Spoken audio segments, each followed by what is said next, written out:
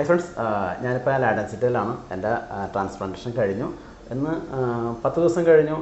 അപ്പോൾ നമ്മൾ ഹെഡ് വാഷായി കഴിഞ്ഞ ശേഷം ഇനി അടുത്തത് എന്താണെന്നുള്ളതാണ് നമുക്കറിയേണ്ടത്. എല്ലാവർക്കും ഒരു ആകാംക്ഷ ഉണ്ടാകും. നമ്മുടെ വ്യൂവേഴ്സിനായാലും ശരിയാണ്, ഇനി ട്രാൻസ്പ്ലാന്റ് ചെയ്യാൻ പോകുന്ന ആൾക്കാരും ശരിയാണ്, ആകാംക്ഷ ഉണ്ടാകും ഇനി 10 ദിവസം കഴിഞ്ഞാൽ എന്തായിരിക്കും. അപ്പോൾ അടുത്ത് തന്നെ നമ്മൾ സംസാരിക്കാണ്ട് നമ്മുടെ ലാഡൻ സിറ്റിയിലെ ഡോക്ടർ ഹരിശങ്കർ സാറുണ്ട്. അപ്പോൾ നമുക്ക് സാറിനോടും ചോദിക്കാം. നമ്മൾ സാറേ, ഇപ്പോൾ എൻ്റെ ട്രാൻസ്പ്ലാന്റേഷൻ 10 ദിവസം കഴിഞ്ഞല്ലോ, ഹെഡ് വാഷൻ കഴിഞ്ഞു. അപ്പോൾ ഒരു ടേം കഴിഞ്ഞു. അടുത്തത് നമുക്കിനി എങ്ങനെയാണ് ഇനി പുറത്തിറങ്ങി നടക്കാൻ പറ്റും? എങ്ങനെയൊക്കെയാണ് നമ്മൾ ഇന്ന് ചെയ്യേണ്ടത്? എല്ലാ ആക്ടിവിറ്റീസും നമുക്കിനി റെസ്യൂം ചെയ്യാം. പതുക്കെ റെസ്യൂം ചെയ്യുന്നോട്ട് കുഴപ്പങ്ങളൊന്നുമില്ല. ഇപ്പം നമ്മളിപ്പം പ്രൈമറി ഹീലിംഗ് കഴിഞ്ഞിട്ടുള്ളത്. മീൻ ഇത് കഴിഞ്ഞ് കഴിഞ്ഞാൽ നമുക്ക് അടുത്ത 6 മാസം വരെ സെക്കൻഡറി ഹീലിംഗ് നടക്കും. അത് സ്കിന്നിനകത്ത് നടക്കുന്ന സംഭവങ്ങളാണ്. അപ്പോൾ നമ്മൾ ഒരുപാട് വെയിൽ കൊള്ളുക, ഒരുപാട് നേരം വേർത്തുകൊണ്ടിരിക്കുക, അല്ലെങ്കിൽ ഒരുപാട് സ്ട്രെയിൻ ചെയ്യുന്ന ആക്ടിവിറ്റീസ് മാത്രം ഒന്ന് ലിമിറ്റ് ചെയ്യുക. അത്രയും മാത്രമേ ഉള്ളൂ. ചെയ്യുന്നതുകൊണ്ടൊന്നും കുഴപ്പങ്ങളൊന്നുമില്ല. ലിമിറ്റ് ചെയ്താൽ മതി. നോർമൽ ആക്ടിവിറ്റീസിലേക്കൊക്കെ നമുക്ക് റെസ്യൂം ചെയ്യാം. അപ്പോൾ ആക്ടിവിറ്റീസ് എന്തൊക്കെയായിരിക്കും സാർ ഉദ്ദേശിക്കുന്നത്? അപ്പം നമുക്ക് നടക്കാം, ജിമ്മിങ് പോവാം, ജോഗ് ചെയ്യാം, ബേസിക് ആയിട്ട് സ്ട്രെച്ചിങ്, അങ്ങനെയുള്ള കാര്യങ്ങളിലേക്ക് ചെയ്യാം. വിഗറസ് ആക്ടിവിറ്റീസ് മാത്രം 1.5 മന്ത് കഴിഞ്ഞിട്ടേ ചെയ്യാൻ പാടില്ല. അപ്പോൾ ജിമ്മിൽ ഇപ്പോൾ ഹാർഡായിട്ട് വർക്ക് ചെയ്യാൻ പറ്റില്ല. ഹാർഡ് വർക്കൗട്ടുകൾ ചെയ്യുന്നത് തൽക്കാലത്തേക്ക് ഒന്ന് ലിമിറ്റ് ചെയ്ത് നിൽക്കണം. അത് 1.5 മാസം കൂടെ കഴിഞ്ഞിട്ട് നമ്മൾ എപ്പോഴും പറയാറുള്ളൂ. അത് പഴയ രീതിയിലേക്ക് റെസ്യൂം ചെയ്യാം. ഓക്കെ. ഇനി പൊതുവെ ആൾക്കാർക്ക് ഇപ്പോൾ ഹാർഡ് വർക്ക് ചെയ്യാൻ പറ്റുന്ന പൊതുവെ ആൾക്കാർക്ക് ഉണ്ടാകുന്ന സംശയമാണ്, നമ്മൾ അതായത് ഇന്റർകോഴ്സിൽ ഭാര്യ ഭർത്ത ബന്ധത്തിൽ ഏർപ്പെടാന്നുള്ളത്. അത് ചെയ്യുന്നതിന് കുഴപ്പമുണ്ടോ? ഫിസിക്കൽ റിലേഷൻഷിപ്പിന് അങ്ങനെ ഒരു കുഴപ്പങ്ങളൊന്നുമില്ല. ചെയ്യുന്നതുകൊണ്ട് അങ്ങനത്തെ പ്രശ്നങ്ങളില്ല. നമ്മളിവിടെ ഇപ്പം സ്കിന്നിന്റെ അകത്ത് നടക്കുന്ന കാര്യങ്ങൾ നമുക്ക് ബ്ലൈൻഡ് ആണ്, നമുക്കറിയില്ല. അതും ഈവൻ നമ്മളൊരു റേഡിയോഗ്രാഫിക് ഇമേജിൽ കൂടെ നമുക്ക് കിട്ടാൻ പറ്റണമെന്നില്ല. അപ്പം അങ്ങനെ ഉണ്ടാകുമ്പോൾ ആ ഹീലിങ്ങിനെ ഹാമ്പർ ചെയ്യുന്ന ഒരു ആക്ടിവിറ്റീസും ചെയ്യാൻ പാടില്ല എന്ന് നമ്മൾ റെസ്ട്രിക്ട് ചെയ്യാറേ ഉള്ളൂ. ലിമിറ്റ് ചെയ്യുക എന്നുള്ളത് മാത്രമേ നമുക്ക് പറയാൻ പറ്റൂ. കാരണം പോസ്റ്റ് സർജറി കെയർ നല്ല രീതിയിൽ കൊടുക്കുക, അതല്ലേ നമ്മൾ എക്സ്പെക്ട് ചെയ്യാം. അപ്പോൾ നമ്മൾ 10 ദിവസത്തേക്കാണ് പാടില്ല എന്ന് പറഞ്ഞിട്ടുണ്ടായിരുന്നു. അപ്പോൾ ഏകദേശം നമുക്ക് എത്ര ദിവസം വരെ നമുക്കത് ലിമിറ്റ്? മാക്സിമം നമ്മൾ എപ്പോഴും പറയാറുള്ള ഞങ്ങളുടെ ഒരു പ്രോട്ടോക്കോളിൽ നമ്മൾ 1.5 മന്ത് വരെ നമ്മളത് യൂസ് ചെയ്യാൻ പാടില്ല എന്നതിൻ്റെ കാര്യങ്ങളൊന്നും, ഒരുപാട് വിഗറസ് ആയിട്ടുള്ള ഒരു ആക്ടിവിറ്റീസും ചെയ്യാൻ പാടില്ല എന്ന് പറയാറുള്ളത്.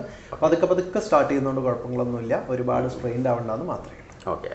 പിന്നെ അതുപോലെ നമ്മളിനി ഇത് കഴിഞ്ഞതിന് ശേഷം ഭക്ഷണങ്ങൾ എന്തൊക്കെയാണ് ശ്രദ്ധിക്കേണ്ടത്? അപ്പോൾ നമ്മൾ പോസ്റ്റ് സർജറി ഡയറ്റിന് റെസ്ട്രിക്ഷൻ എന്നല്ല, ഒരു ഹെൽത്തി ഡയറ്റിലേക്ക് മെയിൻറ്റെയിൻ ചെയ്യുക. Excessive non vegetarian consumption, excessive oil use ചെയ്യുക, എക്സസ് ആയിട്ട് ഫ്രൈ ചെയ്തിട്ടുള്ള ഐറ്റംസ് നമ്മൾ യൂസ് ചെയ്യുക. അത് നോർമൽ ഒരാൾക്ക് തന്നെ അത് അത്രയും അതൊരു അൺഹെൽത്തി ഡയറ്റാണ്. അപ്പോൾ നമ്മളൊരു സർജറി ചെയ്ത് കഴിയുമ്പോഴത്തേക്ക് ഒരു ഹെൽത്തി ഡയറ്റിലേക്ക് പോകാം. പർട്ടിക്കുലർലി ലീഫി വെജിറ്റബിൾസ്, ഇലക്കറികൾ ശരീരത്തിലേക്ക് ആഡ് ചെയ്യുക, കുറച്ച് ഫ്രൂട്ട്സ് ഡയറ്റിലേക്ക് ഒന്ന് ആഡ് ചെയ്ത് കൊടുക്കുക. ഇതൊക്കെയാണ് നമ്മൾ മെയിനായിട്ട് ഇതിനകത്ത് റെഡ് മീറ്റ് പാടില്ല എന്ന് പ്രത്യേകം പറഞ്ഞിട്ടുണ്ട്. അത് എത്ര കാലത്തേക്കാണ്? റെഡ് മീറ്റ് എന്താണ് പ്രശ്നം? റെഡ് മീറ്റ് എന്ന് പറയുമ്പോൾ എപ്പോഴും റെഡ് മീറ്റിൽ ഹൈ കൊളസ്ട്രോൾ അല്ലേ. ഹൈ കൊളസ്ട്രോൾ വരുമ്പോഴത്തേക്കും ബ്ലഡ് സപ്ലൈ കുറയും. ബ്ലഡ് സപ്ലൈ കുറയാനുള്ള ചാൻസസ് ഹൈ ആണ്. നമുക്ക് മുടിക്കൊക്കെ കിട്ടുന്നത് നമ്മളുടെ ഒരു രക്തക്കുഴലിന്റെ ചില്ലകളിൽ നിന്നുള്ള സപ്ലൈ ആണ് മുടികൾക്കൊക്കെ സപ്ലൈ കിട്ടുന്നത്. അതൊക്കെ എപ്പോഴും ഡിലേ ആയി പോകാനുള്ള ചാൻസസ് ഉണ്ട്. അതൊക്കെ സ്ലോ ആവാൻ ചാൻസസ് ഉണ്ട് ഡയറ്റിൽ വ്യത്യാസങ്ങൾ വന്നാൽ. അതാണ് റെഡ് മീറ്റ് നമ്മൾ ഇത്തിരി കുറയ്ക്കണം എന്ന് പറയുന്നത്. കാരണം കൊഴുപ്പടിയാൻ തുടങ്ങിയാൽ രക്തം പ്രോപ്പറായിട്ട് പാസ്സാവില്ല. രക്തം പ്രോപ്പറായിട്ട് പമ്പാവാതെ വരുമ്പോൾ മുടികൾക്ക് അത്രയും കിട്ടണമെന്നില്ല. അപ്പോൾ ഇനി എന്തെങ്കിലും മരുന്ന് കഴിക്കുന്നതിന് എന്തെങ്കിലും റെസ്ട്രിക്ഷൻ ഉണ്ടോ? സാധാരണ ഷുഗർ, പ്രഷർ, കൊളസ്ട്രോൾ അങ്ങനെ കഴിക്കുന്നില്ല? ഇപ്പോൾ ട്രാൻസ്പ്ലാന്റ് ചെയ്യുന്നതിന് മുമ്പാണെങ്കിലും ട്രാൻസ്പ്ലാന്റ് ചെയ്തിട്ടാണെങ്കിലും നമ്മൾ അങ്ങനെ ഒരു മെഡിസിൻ റെസ്ട്രിക്ഷൻ ചെയ്യുന്ന ഒരു രീതിയിലേക്ക് ഞങ്ങൾ കൊണ്ടുപോകാറില്ല. ഈവൻ സർജറിയുടെ എഴുതാണെങ്കിലും നമ്മൾ ആ എന്തൊക്കെയാണോ എക്സിസ്റ്റിംഗിൽ കഴിക്കുന്ന മരുന്നുകൾ അത് കണ്ടിന്യൂ ചെയ്യാൻ പറയാറുണ്ട്. ഡോക്ടർ, ഇനിയിപ്പോൾ നമ്മൾ മെഡിസിൻസ് സ്റ്റാർട്ട് ചെയ്യാനുള്ളതാണ്. അപ്പോൾ മെഡിസിൻസ് സ്റ്റാർട്ട് ചെയ്യുന്ന സമയത്ത് നമുക്ക് എന്തെങ്കിലും ബുദ്ധിമുട്ട് എന്തെങ്കിലും ഉണ്ടാവാറുണ്ടോ? ഒന്നുമില്ല. മെഡിസിനുകളുണ്ട്.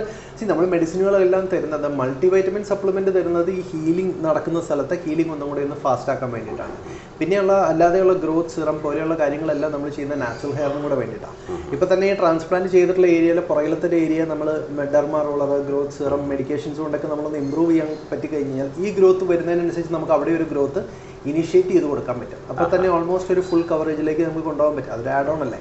ഒരു ഏരിയയിൽ നമ്മൾ സർജറി ചെയ്തു, മറ്റേ ഏരിയയിൽ നമുക്ക് ഗ്രോത്ത് വരികയാണ്. അപ്പം അതും കൂടെ നമുക്കൊരു ഹെൽപ്പായിരിക്കും. അപ്പം അതുകൊണ്ട് തന്നെ മെഡിസിൻസിൻ്റെ റോൾ ഇതാണ്. മൾട്ടി വൈറ്റമിൻ സപ്ലിമെൻറ്റുകളും ഗ്രോത്ത് സീറം ഒക്കെയുള്ള സപ്ലിമെൻറ്റുകൾ നമ്മൾ മെയിനായിട്ട് കൊടുക്കുന്നത് ട്രാൻസ്പ്ലാന്റ് ചെയ്തിട്ടുള്ള ഏരിയ ഹീലിംഗ് ഒന്ന് ഫാസ്റ്റ് ആക്കാനും അതിൻ്റെ കൂടെ നാച്ചുറൽ ഹെയറിൻ്റെ ഗ്രോത്ത് കുറച്ചും കൂടി ഒന്ന് ഇമ്പ്രൂവ് ആക്കാനും കൂടെ വേണ്ടിയിട്ടാണ് മെഡിസിൻസ്. പിന്നെ അതേപോലെ തന്നെ ഇനി എൻ്റെ ഈ മുടിക്കിന് അതായത് ഈ മുടി തന്നെ ഇപ്പം ഇത്രയും മുടി ഉണ്ട് ഇങ്ങനെ ഈ മുടി തന്നെ വളർന്നു വരുമോ, അങ്ങനെ തന്നെ വളർന്നു വരുമോ, ഇനി എന്താണ് സംഭവിക്കുന്നത്? അല്ല, ഇനി അടുത്തൊരു നമ്മളെപ്പോഴും ട്രാൻസ്പ്ലാന്റ് ചെയ്ത് കഴിഞ്ഞാൽ നമുക്കൊരു 8 മാസം എടുക്കും ഫുൾ മെച്യൂർഡ് റിസൾട്ടിലേക്ക് വരാനായിട്ട്. അതിലൊരു 4 മാസം നമ്മൾ വെക്കുന്ന മുടികൾ ഷെഡായി പോവുക ചെയ്യുന്നത്. ഷെഡിങ് എന്ന് വെച്ച് കഴിഞ്ഞാൽ കൊഴിഞ്ഞു പോകും. പുറത്ത് വെക്കുന്ന മുടികൾ കൊഴിഞ്ഞു പോകും. എന്നതിന് ശേഷം പുതിയ മുടികളായിരിക്കും വരുന്നുണ്ടാവുക. സാധാരണഗതിയിൽ നമ്മൾ പല അനുഭവങ്ങളൊക്കെ കേട്ടിട്ടുണ്ട്. അതായത് മുടി കൊഴിഞ്ഞു പേടിച്ചു പോയി, ട്രാൻസ്പ്ലാന്റും ചെയ്ത് പരാജയമായി പോയെന്നൊരു വാർത്തകളൊക്കെ അല്ലെങ്കിൽ ഒരു ചിന്തയൊക്കെ ആൾക്കാർ പറഞ്ഞ് കേൾക്കാറുണ്ട്. അതാണ് ഇതിന്റെ സംഭവം. അല്ല, നമ്മളൊരു ഹെൽത്തി ആയിട്ടുള്ള ഗ്രാഫ്റ്റ് നമ്മൾ വെച്ച് കഴിഞ്ഞാൽ നമ്മൾ ആ ഒരു കൊഴിഞ്ഞു പോകുന്നുള്ളൊരു ടെൻഷനെ നമുക്ക് അങ്ങനെ വരാറില്ല. കാരണം നമ്മൾ ഗ്രാഫ്റ്റിന്റെ ക്വാളിറ്റി നോക്കിയിട്ടല്ലേ ചെക്ക് ചെയ്തിട്ടല്ലേ വെക്കുന്നുണ്ട്. പിന്നെ അതുപോലെ തന്നെ ഷെഡിങ് ഇനിഷ്യലി കാണണം.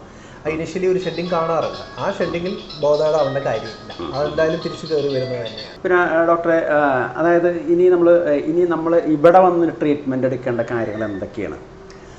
നമ്മളിപ്പം നമുക്കെപ്പോഴും നമ്മൾ PRPs ചെയ്യാൻ പറയാറുണ്ട്. PRPs ചെയ്യുന്നത് ട്രാൻസ്പ്ലാന്റ് ചെയ്ത മുടികൾക്കും ഒരു ആഡ് ഓൺ ആണ്. അതിൻ്റെ കൂടെയുള്ള നാച്ചുറൽ ഹെയറിന് ഒരു ഹെൽത്തും കൂടെ കിട്ടാനുള്ളത് തന്നെയാണ്. ട്രാൻസ്പ്ലാന്റഡ് ഹീലിംഗ് ഫാസ്റ്റ് ആക്കാൻ നേരത്തെ പറഞ്ഞ മെഡിക്കേഷൻസ് ഒക്കെ നമ്മൾ സപ്ലിമെന്റ് ചെയ്യുന്ന ഹീലിംഗ് ഒന്ന് ഫാസ്റ്റ് ആക്കാനും നാച്ചുറൽ ഹെയറിന്റെ ക്വാളിറ്റി ഓവറോൾ മുടിയുടെ ക്വാളിറ്റി ഇംപ്രൂവ് ചെയ്യാൻ മെഡിസിൻ സപ്ലിമെന്റുകളല്ലാതെ ഏറ്റവും എഫക്റ്റീവ് ആയിട്ടുള്ള ഒരു വഴി എന്ന് പറയുന്നത് PRP ആണ്. നമ്മുടെ ഓൺ ബ്ലഡ് എടുത്ത് പ്ലാസ്മ മാത്രം തരംതിരിച്ച് ഇഞ്ചെക്ട് ചെയ്യുന്നത് കൊണ്ട് എത്ര ചെയ്താലും അതിൻ്റെ കുഴപ്പങ്ങളൊന്നും. അത് എത്ര നാൾ ഇന്റർവെല്ലാണ് ചെയ്യേണ്ടത്? ഇപ്പൊ എൻ്റെ 10ാമത്തെ ദിവസമാണ് ഫസ്റ്റ് സർജറി സമയത്ത് നമ്മൾ PRP ചെയ്തിരുന്നു. ഇനി ഞാൻ എത്ര ദിവസം? ഞങ്ങൾ എപ്പോഴും പറയാറുള്ളത് നമ്മളൊരു 21 days ഗ്യാപ്പിലാണ് നമ്മൾ എപ്പോഴും PRPs പോസ്റ്റ് 21 days 21 ദിവസം കഴിഞ്ഞ് കഴിഞ്ഞാൽ ഏത് സമയത്ത് നമ്മൾ PRP ചെയ്യുന്നതുകൊണ്ട് കുഴപ്പങ്ങളില്ല. കാൽക്കുലേഷൻ എളുപ്പത്തിന് എവരി മന്ത് ആണ് ചെയ്യാൻ പറയുന്നത്. ഓക്കെ, അപ്പൊ ഞാൻ എത്ര PRP വരെ ഇനി ചെയ്യണം? അല്ലെങ്കിൽ ഒരു ഹെയർ പ്ലാൻ ചെയ്ത ആള് എത്ര ഇതുവരെ തുടർച്ചയായിട്ടൊരു ചെയ്യണമെന്നാണ്? നമുക്ക് അങ്ങനെ ഒരു PRPക്ക് ഒരു കണക്കായിട്ട് ഞങ്ങൾ പറയാറില്ല. PRP ഈവൻ എല്ലാ മാസവും എടുത്തു പോയി കഴിഞ്ഞാലും നമുക്കൊരു ബുദ്ധിമുട്ടുകളൊന്നും ഉണ്ടാവില്ല. വേറെ കോംപ്ലിക്കേഷൻസോ സൈഡ് എഫക്റ്റുകളോ അങ്ങനെയൊന്നും സാധാരണ രീതിയിൽ ഉണ്ടാവില്ല. ഇനി ഇവിടെ നമ്മൾ പറയുന്നത് നാച്ചുറൽ ഹെയർ ഈ ഫുൾ ഗ്രോത്ത് വരുന്ന സമയം നമ്മൾ ഇതിൻ്റെ പുറകിലുള്ള നാച്ചുറൽ ഹെയറിൻ്റെ ക്വാളിറ്റിയും കൂടെ അസസ് ചെയ്യണം. അപ്പോൾ അതിന് നമ്മളേതായിട്ടുള്ളൊരു പ്രോട്ടോകോൾ ഉണ്ട്. അതുകൊണ്ടാണ് നമ്മൾ ആ ഒരു സമയങ്ങളിൽ ഫോളോ അപ്പ് വരാൻ പറയാറുള്ളത്. 4 മാസത്തിൽ നമ്മൾ ഫോളോ അപ്പ് വരാൻ പറയാറുണ്ട്. 8th മന്തിലും ഫോളോ അപ്പ് വരാൻ പറയാറുണ്ട്. ഏകദേശം ഇവിടെ ഒരു 6 PRP ആണോ ഇതിൻ്റെ ഇപ്പം ഫ്രീ ആയിട്ടുള്ളത്? ഞങ്ങൾ കോംപ്ലിമെന്ററി ആയിട്ട് 4 PRP പാക്കേജ് ആയിട്ട് കൊടുക്കാം. അത് കഴിഞ്ഞ ശേഷം പിന്നെ അതിനുശേഷം നമ്മൾ ഓരോ സിറ്റുവേഷന് ഓരോരുത്തരുടെ ഇതിനനുസരിച്ചിട്ടാണ് PRP നമ്മൾ വ്യത്യാസം പറയാറുള്ളത്. അതിനനുസരിച്ച് ഹെയറിന്റെ ക്വാളിറ്റിയും കൂടി നോക്കട്ടെ. കുഴപ്പങ്ങളൊന്നുമില്ല, ഡെഫിനറ്റ്ലി ചെയ്തു പോകുന്നതിന്റെ ആവശ്യമില്ല. എന്തെങ്കിലും തിന്നിങ് ഉണ്ട് അതിനനുസരിച്ചിട്ട് PRP ആഡ് ചെയ്തു. ഓക്കെ, പിന്നെ മെഡിസിൻസ് എന്തോരം കഴിക്കട്ടെ? 6 months വരെയാണ് നമ്മൾ എപ്പോഴും മെഡിസിൻ പറയാറുള്ളൂ. കാരണം ഹീലിംഗ് നടക്കുന്ന സമയം 6 months വരെയല്ലേ. ആ ഹീലിംഗ് സമയങ്ങളിൽ മൾട്ടി വൈറ്റമിൻ സപ്ലിമെന്റുകളൊക്കെ ചെയ്യുന്നത് നല്ലതാണ്. മുടികൾക്ക് ക്വാളിറ്റി കുറച്ചും കൂടി. ഇപ്പോൾ സാറ് പറഞ്ഞ പോലെ ഒരു മാസത്തിലൊരിക്കൽ PRP എടുത്താൽ നന്നായിരിക്കും എന്ന് പറയേണ്ടതാണല്ലേ, ഓരോരുത്തരുടെ സിറ്റുവേഷൻ അനുസരിച്ച്. പക്ഷേ എല്ലാവർക്കും അതൊരു സ്യൂട്ടബിൾ അല്ലെങ്കിൽ ഇതാവണമെന്നില്ല. എല്ലാ മാസവും പോയിട്ട് PRP എടുക്കാനുള്ള ചില ബഡ്ജറ്റ് ഫ്രണ്ട്ലി ആയിരിക്കില്ല. അപ്പോൾ അങ്ങനെ പല പ്രശ്നങ്ങൾ ഉണ്ടാവുകയായിരിക്കാന്നല്ലേ. അപ്പോൾ നമുക്ക് എന്നാലും ഒരു ഇന്റർവെൽ ഏകദേശം നമുക്ക് സാറിന് പറയാൻ പറ്റുമോ? എൻ്റെ പ്രാക്ടീസിലാണ് എനിക്ക് സാറ്റിസ്ഫൈഡ് ആയിട്ട് തോന്നിയിട്ടില്ല. അറ്റ്ലീസ്റ്റ് ഇയർലി 3 times, അതായത് once in 4 months ഒരു PRP ചെയ്താൽ അത്രയും നല്ലതാണ്. ഓരോ ക്വാർട്ടറിൽ ഒരു PRP ചെയ്യുമ്പോൾ കുറച്ചും കൂടെ മുടിക്ക് ഒരു ഹെൽത്ത് ആണ് കിട്ടുന്നത്. അതിനനുസരിച്ച് പിന്നെ അതുപോലെ PRP തന്നെ പല സെക്ഷൻ ഇപ്പോൾ കുറേ കൂടി അഡ്വാൻസ്ഡ് ആയിട്ടുള്ള ടെക്നോളജീസ് വരുന്നതായിട്ട് നമ്മൾ അറിയാൻ കഴിയുന്നുണ്ട്. അതെന്തൊക്കെയാണ്? അതിൻ്റെയൊക്കെ എന്തൊക്കെയാണ് ആവശ്യങ്ങളുണ്ട്? PRP, biotin PRP, GFC, QR678, LD therapy പോലെയുള്ള ഞങ്ങളുടെ ലാഡൻസിഡെ തെറപ്പി പോലെയുള്ള ട്രീറ്റ്മെന്റുകളാണ് നമ്മൾ മെയിനായിട്ടും യൂസ് ചെയ്യുന്നത്. ഇതിനകത്ത് ഓരോ നേരത്തെ പറഞ്ഞ പോലെ തന്നെ നമ്മൾ ഓരോ ക്ലിനിക്കൽ വേരിയേഷൻ അനുസരിച്ചിട്ടാണ് ഓരോ ടൈപ്പ് PRP നമ്മൾ പറയും. ഇപ്പോൾ ചില ആൾക്കാർക്ക് നമ്മൾ PRP തന്നെ മതിയാവും. ചില ആൾക്കാർക്ക് PRPയിൽ എഫക്റ്റ് വരാതെ വരുമ്പോഴാണ് നമ്മൾ ബയോട്ടിൻ PRP എന്ന് പറയുന്നത്. മെഡിക്കൽ ഹിസ്റ്ററി ഒക്കെ ഉള്ളതാകുമ്പോൾ നമ്മൾ ഒരുപാട് സെഷൻസ് കൊടുക്കുന്നതിനെക്കാട്ടിലും എപ്പോഴും നമ്മൾ അവരുടെ ഹിസ്റ്ററി കൺസിഡർ ചെയ്തിട്ട് ടൈം കുറയ്ക്കാനല്ലേ നമ്മൾ മെയിനായിട്ട് നോക്കുന്നത്. ആ അവൈലബിൾ ടൈമിനനുസരിച്ചിട്ട് ഏതാണോ ആവശ്യമുള്ളത് അത് സജസ്റ്റ് ചെയ്യാം. ഈ PRPക്കോ മറ്റുള്ള ഇതിനോ എന്തെങ്കിലും റിയാക്ഷനോ സൈഡ് എഫക്റ്റോ എന്തെങ്കിലും ഉണ്ടോ? ഒന്നുമില്ല. സൈഡ് എഫക്റ്റുകൾ നമ്മുടെ ശരീരത്തിലെ പ്ലാസ്മ മാത്രം എടുത്ത് ഇഞ്ചെക്ട് ചെയ്യുന്നല്ലേ ഉള്ളൂ. അതിന് സൈഡ് എഫക്റ്റുകൾ അങ്ങനെയൊന്നുമില്ല. എന്തായാലും നമ്മൾ ഈ സെക്ഷനിൽ എല്ലാ ചോദ്യങ്ങളും സംശയങ്ങളും കവർ ചെയ്യുന്ന എനിക്ക് തോന്നുന്നു. ഇനി എന്തെങ്കിലും ഡോക്ടർക്ക് കവർ ചെയ്യാൻ ഇനി നമ്മൾ പ്രോപ്പർ നമ്മളെന്തായാലും ആ ഒരു 8 months വരെ നമ്മളെന്തായാലും റിസൾട്ട് നമ്മളെന്തായാലും മെയിൻറ്റെയിൻ ചെയ്യുക. അതിനനുസരിച്ചിട്ട് ഷെഡിങ് ഉണ്ടാവും. ഇതിൻ്റെ ഇടയിലും ബ്രേക്സുകളൊക്കെ നമുക്ക് എന്തായാലും ഉണ്ടാവും.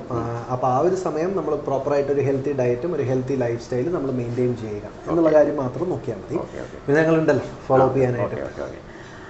അപ്പോൾ ഏകദേശം നിങ്ങളുടെ സംശയങ്ങളും ഇത്രയൊക്കെ ആയിരിക്കുമെന്നാണ് ഞാൻ എൻ്റെ ഒരു ധാരണ. അപ്ഡേറ്റഡ് ആയിട്ടുള്ള കാര്യങ്ങളായിട്ട് ഞാൻ വീണ്ടും വരുന്നതായിരിക്കും. നിങ്ങൾ അപ്പോൾ എന്തായാലും നമ്മൾ ഈ സെക്ഷൻ ഇവിടെ വെച്ച് ക്ലോസ് ചെയ്യണം. അപ്പോൾ എന്തായാലും വളരെ നന്ദി ലാഡൻസിറ്റിയിലെ ഡോക്ടർ ഹരിശങ്കർ, വളരെ നന്ദി. Thank you.